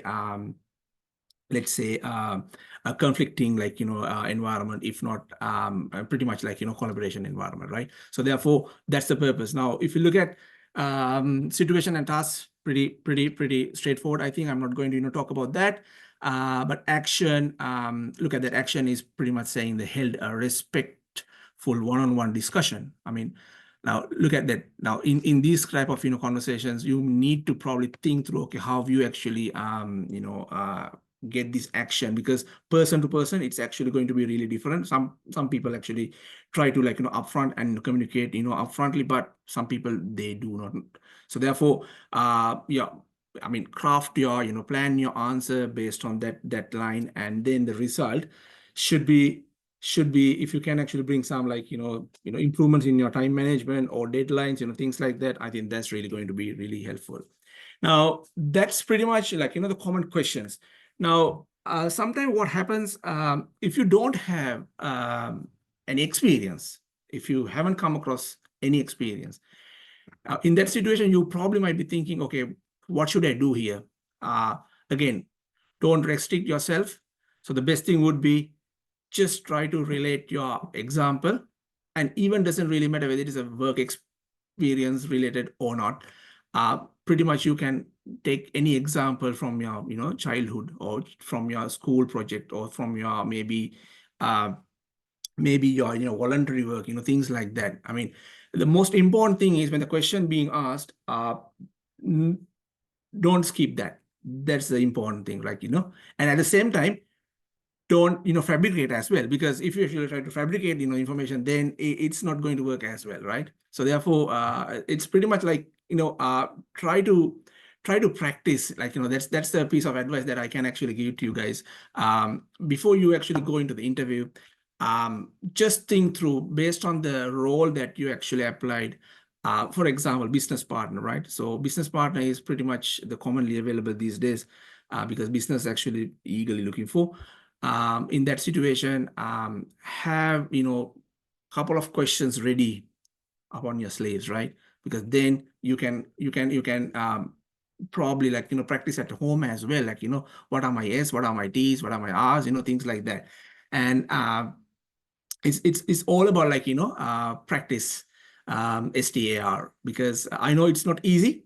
It's not really easy, because I've gone through this process. It's not really easy, but unfortunately, this is where, like, the hiring managers are actually looking for as well. I mean, even if you speak to any of these recruitment consultants, they might actually say, yes, the STAR approach is kind of a number one approach. Right. Now, in this slide, I will talk through the employer valued skills, because as I said,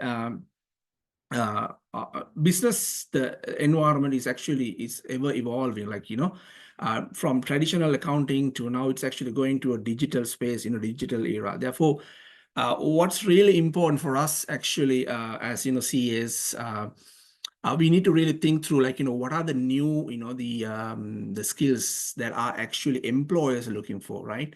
Automation tools are pretty like, demanding, AIs, stuff like that.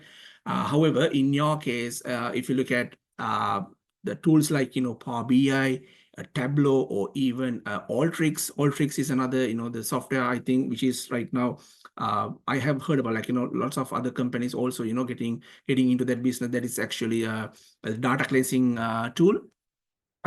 Because why employers are actually, looking for these kind of, softwares or even tools, because they want to bring the cost down, and as well as make sure that the efficiencies is uplifted. Now, a company like, SAP-driven company is actually a huge investment. Sometimes doing a change in SAP probably costly and as well as time consuming. Therefore, employers actually try to build, like, legacy systems in line with parallel to that SAP, and try to run a few more reports quite efficiently. So therefore, Power BI actually quite handy these days. Lots of people actually talking about that. Tableau in visualization graphs. And if you can actually bring these elements in your CV, I think Roshanka talked about, like, skills and stuff like that. That's really giving you an edge, so which is really good, right? And then not limited to those skills, and the other skills, like, influencing skills, stakeholder management skills. Now, these are the, like, hot topics these days, right?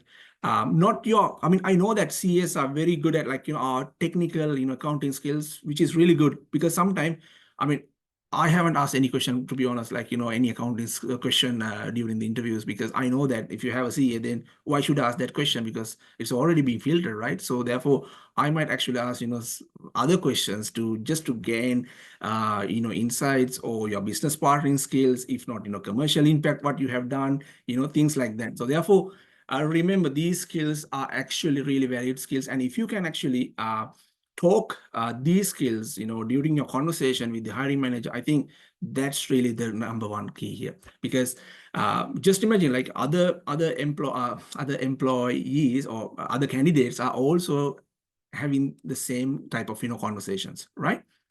And I think we talked about, I think Roshanka talked about a little bit about the networking. I thought it's really worthwhile for us to actually touch upon this this topic, because networking is really a crucial tool. Because in New Zealand context, everyone knows someone. So that is the fundamental here. And if you get an opportunity to network, don't miss that. I mean, if you're actually having kind of, let's say, event to be participated, that's really the key opportunity, because that's where you can actually meet and mix and mingle with people. And it's not about, like, just chit chat. It's basically like, while you are creating that, let's say, rapport, and as well as you can talk about, like, your experience and past, the projects, things like that. If anyone's actually really interested to know, okay, you have done, let's say, Oracle database migration or something like that, or SAP migration, then probably that might be, kind of a thing which will actually retain in their head, are saying, all right, okay, look here, that guy actually done something in, database area or the migration area. So maybe I can just, reach out to him as well. So likewise, yeah, when you have that opportunity, just try to see, like, ready your, stories, ready your selling points, because end of the day, it's actually a mutual value, right? I mean, networking is mutual value. I mean, yeah, that's right. So you need to have that, relationship, everything. It's pretty much driven by the mutual value. So therefore, have that ready. And also, cultural fit, I think we talked about that, even coffee, chit chats, things like that, which are really important, because when we are actually coming from, like, back in Sri Lanka, the cultural barrier is there in the first couple of years. Obviously, we need to admit that. And networking is a nice tool, nice, opportunity for us to actually break that barrier. So try to use as much as possible. And I think in the next slide, we have taken pretty much the same kind of things, how individuals can be. I'm not going to go through each and every line item here. Pretty much it's understandable. I think most important thing for us, I think it's all about the channels. The channels are really important. I think LinkedIn, we talked about that already, Roshanka, and industry events. I think professional association, networking events, never miss it. Like, that's where you get the opportunity to, mix and mingle with people. And even like, the coffee chats. Yeah, I mean, yeah, we talked about that.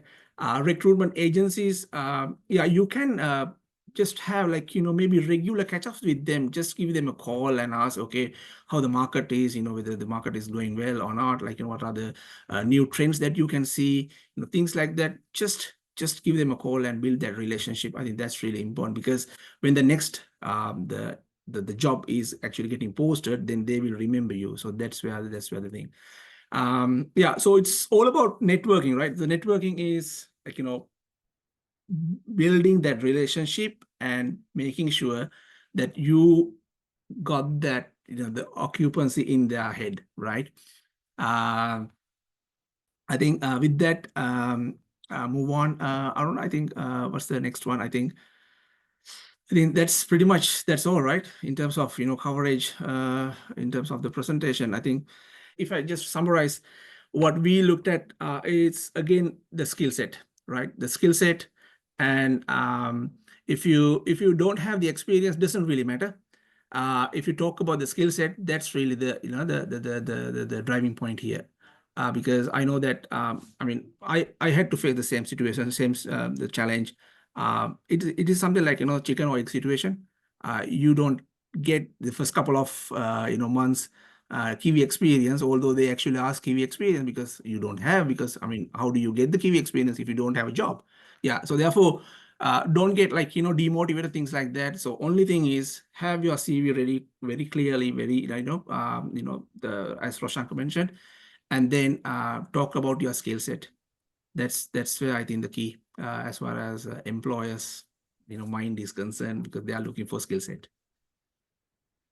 Yeah, I thank think, you very Aruna, that's much. pretty much all, right? Yeah, In thank terms you of very coverage. much, Kasun. It's very insightful session, looking in terms of the employer's perspective is concerned. So because, we are running out of time, but we have another session, one more session to go, which is all about Q&A and some common questions and common strategies that we have to follow. So bear with us so for another 10-15 minutes of time. And moving on.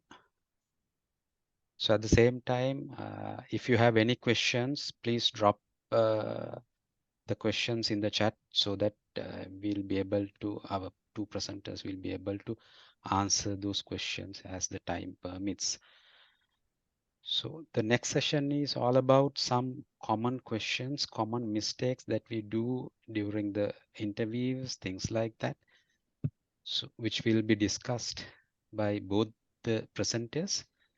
So let's post the question.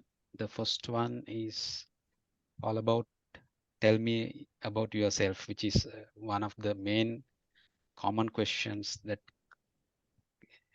come up during the interviews. So what do you think? I mean, Kasun and Roshank, how to explain this, how to discuss this, how to present this during an interview? Yeah, I think this is probably the first question you would get thrown at you when you go in for an interview. Tell me about yourself.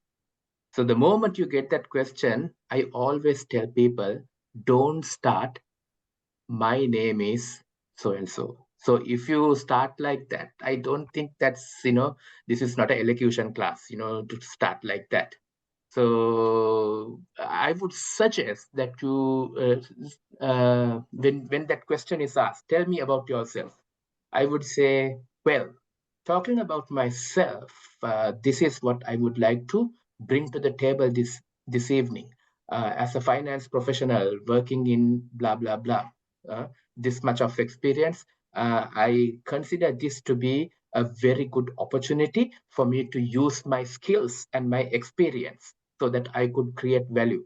You can start like that with a punch, and just the crux of it would be just to tell you one sentence of what your background and experience is, one sentence of how you fit in or how you are adaptive to this role, and closing off with a very positive, enthusiastic sentence of saying that how excited you're going to be part of this team and that you're going to be a good fit to that role. I think that would pretty much sum up yourself. What would you say, Kasun?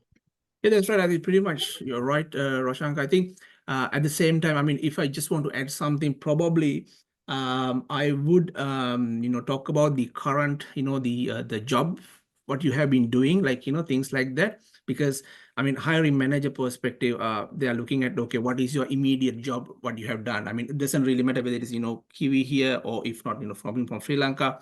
Just, get some relevant points, which are actually really relevant for that, the job that you have applied. So yeah, so that's pretty much, yeah. Yeah, let's move on to the next question. Yeah, so this is also one of the common questions during an interview, the salary expectation. So how to deal with this kind of a question? So what kind of a salary that we should tell? Is it the net salary? Is it the gross salary or the take home salary? Things like that. Any ideas, Roshank and Kasun? Yeah, so I'll probably start off with like, salary expectation. I mean, as a general advice, I usually don't recommend to, downgrade your salary or things like that. But if you apply for a role, I mean, you have kind of a decent idea how much that salary is pretty much going, because the stat is already available. What's the salary band, things like that in the market readily available. Like, for example, let's say, I don't know, 100K, 150K, whatever. Now, in that case, sometimes people actually, think, okay, because I don't have experience, I should pitch like, little, light. I mean, you can do, that's not a problem, but don't go too below, right? Because then actually you're destroying your value as well. So, I mean, from hiring manager point of view, they are not pretty much looking for the lowest or the cheapest candidate. No, that's not the expectation. It's basically the best suited, best fitted. So in that aspect, if you believe that, salary is actually going to be your deciding factor, probably not. I mean, they're asking for a lower salary, right? So therefore, what my suggestions probably would be, do a research and have a kind of a decent idea. And even when you actually apply for a job, probably let's say through through online or anything like that, so there's an expected salary, right? So just go for the right band. Don't go too low, because I've seen that, for example, these are one of the examples that we actually had. There are one or two, I mean, probably one or two, but I'm not going to disclose the names. Basically, just requested like, 25%, lower than the market range. HR actually came and just said, okay, look here, why this is too low. And then HR said, probably we need to double check. I don't know whether we have actually got the right person to the role. Because if the right person to the role, then the person is actually demanding the right salary. So therefore, if you believe you're the right person with the right skill set, again, they're calling the skill set is actually the driving part here. Then you should not go beyond that, levels. So therefore, yeah, go ahead with the market, and no need to discuss the salary stuff unless they ask a question in the interview. Usually, the first interview hiring manager, normally they don't ask the salary, because salary is being budgeted. No questions usually asked in the first couple of interviews. Roshank, I don't know anything to add. Yeah, I think you're spot on. You have answered the difficult part of the question. Let me answer the easy part of the question. There are some bubbles in the slide. Salary is generally for white collar jobs. It's generally quoted as the annual salary. For other jobs like merchandising, in pack and save, and all those things, you can quote a salary that's a wage rate per hour. But for white collar jobs, it's always annual salary and always gross. So we don't talk much. I haven't heard we talking about net salary or take home salary, because it all depends on your tax rate, your KiwiSaver contribution, and there are so many deductions which will determine the take home. So gross, always annual. And I would suggest, rather than quoting an exact figure, just go for a range, just to play safe, because it's all about playing safe. Example, say you are going for an interview and you know that, as Kasun said, the market average is, say, $90,000. I would say, I would expect something in the range of 90 to 100. That would be a safe place. And the other thing is, for the same role in different cities, the salaries could vary a little bit. Auckland and Wellington supposed to be a bit high paying, whereas the city which I am in, Hamilton, a notch lower salaries you would get for the same role. So that's also something which you could consider depending on the city. So the next one is immediately after the interview, what shall we do? And any strategies that we have to follow in this area? Yeah, I think probably after a good face-to-face interview, you can go home and send a courtesy email thanking the interviewers for the opportunity and the time they have spent with you, interviewing you, and give the promise or the expectation of looking forward to hear for a positive reply. And also, if you don't hear, it's completely fine to give a call and to follow up, hey, what's happening? So there are two parts, like, immediately after the interview, you go home and send them a thanking mail. So at the same time, you follow up in regular intervals, right? Yeah, that's right. Okay. Yeah, I think that's quite valid point, as well as Roshan mentioned the follow-up part, because usually what happens, HR or the hiring managers, actually they get some other priorities as well. So therefore, things can easily, like, missing out their radar. So I would actually say, yes, after 1 week or 1.5 weeks, just, drop an email or, have a quick call to them and just follow up with them. So that actually reflects you have that, the interest on that role, right? So therefore, yeah, it's always good if there is no, reply or anything like that from the employer. Yeah. So one of the most common issues that we have as job seekers, so not getting any response to apply jobs or the interviews, things like that. So how do you, guide the team or guide our members to come across, this kind of situation? Well, this is a $1 million question.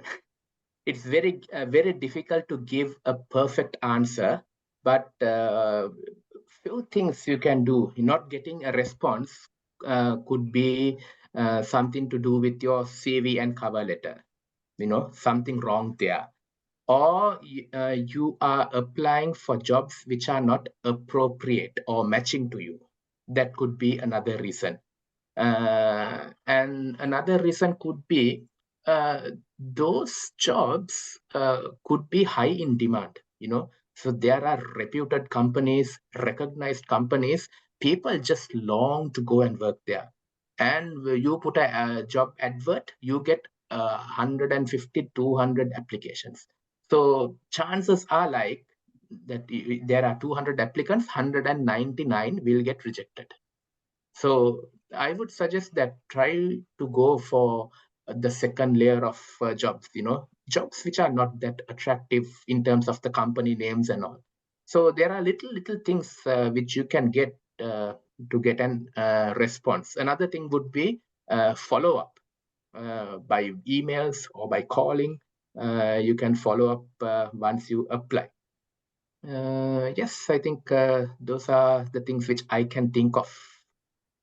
Yeah, I think apart from that, I think Roshan, you already touched upon that, but I just want to re-emphasize Regarding the CV, always try to, customize your CV based on the job description, because that is one of the good habits I think applicants can actually follow through, because each and every job advert, you need to read between lines and understand what level of, what sort of skills that this employee is actually looking for. So therefore, target for those and customize your job, the CV based on the job description, because one advantage is most of the screening softwares are right now is AI based, so therefore they are looking for the key terms. Even though you actually had the key terms, sometimes there's a possibility that might not get selected. But try to get that the customization in front, then it'll actually giving you kind of a nice kind of a boost. That's the thing I think I have to mention, because we have seen that some CVs actually coming without really going through that job description, and just having kind of a one set template and applying the same CV over and over again, probably similar CVs, similar roles. But don't do that. Just try to customize and read between the lines of the job description. And there are a couple of questions from the audience. One is, do we need to downgrade our designation in the CV that we held in Sri Lanka? So it's a very valid and common question that candidates have. Yeah, I think in Sri Lanka we all have all these fancy designations. Sometimes those are not necessarily relevant in a New Zealand context. So probably you can, I would not use the word downgrading, I would use the word rephrasing.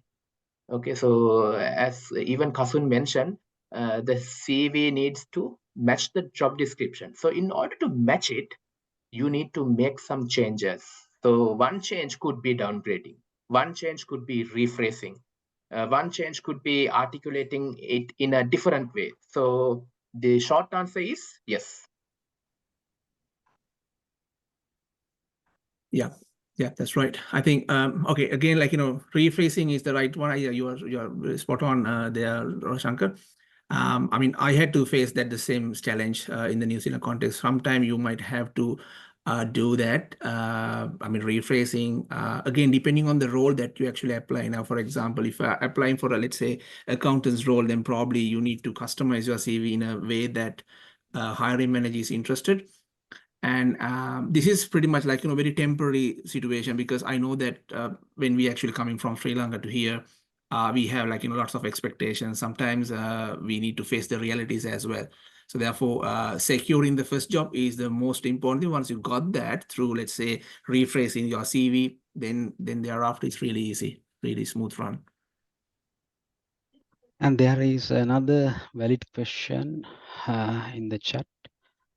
So it's all about whether we can put the New Zealand experience, which is not relevant to finance, when we are applying for finance positions. For example, let's say, so I have done something which is not relating to finance, customer services, something like that. So whether I can claim that as New Zealand experience in my CV and cover letter and even in LinkedIn. Right. Okay. Probably from employer's point of view, again, depends on employer to employer, right? Now, for example, again, employee in the sense, hiring manager to hiring manager. Now, for example, let's say for example, for me, right, I look at the CV based on the experience and saying, right, okay, if the New Zealand context-based experience is available, and if it has basically put in a nice kind of, nicely arranged way in the CV, I might actually consider that as a kind of a valid experience, because person who's coming from different territory and working in this culture, obviously the first question is we ask from from ourselves whether that person can deliver this job. In order to deliver the job, obviously you need to mix and mingle with people. So in that aspect, mentioning your New Zealand experience doesn't really matter whether it's a highly, like, directly relevant or not. Still, it's valid, right? But some might actually argue, look here, this is probably not relevant. But again, that's what I'm saying, like, employer to employer or hiring manager to hiring manager, that viewpoint might be like, might be different. But as far as I'm concerned, yes, I recognize that. Yeah, I think absolutely that's correct. And one more thing to add here would be you can include it in your cover letter that you are currently working as a customer service representative, which gives you that New Zealand experience and the exposure, something to the effect of that you can mention in the cover letter. But yeah, you can include that. Yeah, there are a number of questions coming up, so we'll give a chance to one question for the sake of time. So when we change the CV according to the jobs, what will happen to the LinkedIn profile? Practically, I can't change the job, LinkedIn profile from job to job. So what's the advice on that? Yes, so LinkedIn profile, I don't think you need to change. You cannot practically change. Yes, absolutely correct. But see, from job to job, when you are applying, yes, you make certain changes, but those are not radical changes, right? So it's just a few words here and there that you change. I don't think we need radical changes so that your CV and your LinkedIn profile is like heaven and earth. No, it's not like that. So keep your LinkedIn profile as is, and do those changes which are relevant for the CV. That's why I mentioned when I was covering LinkedIn, just to have a little paragraph for each of the roles rather than having a full bullet list of things in your LinkedIn for each role, so that it's just a nice profile which allows you to tinker your CV. Yeah, so I think it's already 9:17, so we'll wind up the session from here. Thank you very much, Roshanka and Kasun, for volunteering this and taking your time to prepare all this. So I really believe this will what we have shared today will make a real difference of our audience. So ultimately, what we have to do is to unleash our potential, our real potential, and be the one who stands out. So thank you very much, and over to you, Deshika. Before that, so I request the participants to join link with Roshanka and Kasun through LinkedIn, and if you have any questions, talk to them, ask them through LinkedIn, so that they will be able to help you out. So thank you very much. Over to you, Udeshika. Thank you, Aruna. As we are running behind our schedule, I'm not going to take much of your time. So I hope everyone had a very insightful night. On behalf of everyone here at CA Sri Lanka, New Zealand, I would like to thank Roshanka and Kasun for their valuable insights tonight. So I personally have gathered a lot of hacks and tips from you for my personally and to share with my friends. So like I hope everyone here have gathered far better understanding of how to navigate through the challenges in their job seeking journey. So Roshanka and Kazun, we deeply appreciate your time and effort put into this presentation for the benefit of our members. And also special thank to the chapter committee, especially to Aruna Abevikrama for taking on the baton and organizing this event. And we witnessed your passion and time and effort put into this presentation tonight. So big salute to you, Aruna. And finally, I would like to wish all our members best of luck in landing their first job in New Zealand. We accept this is challenging. This can be challenging, but taking proactive steps and choosing different approaches, I'm sure the success will follow. Thank you, everyone. Have a good night. Right. Okay. Thank you. Thank you.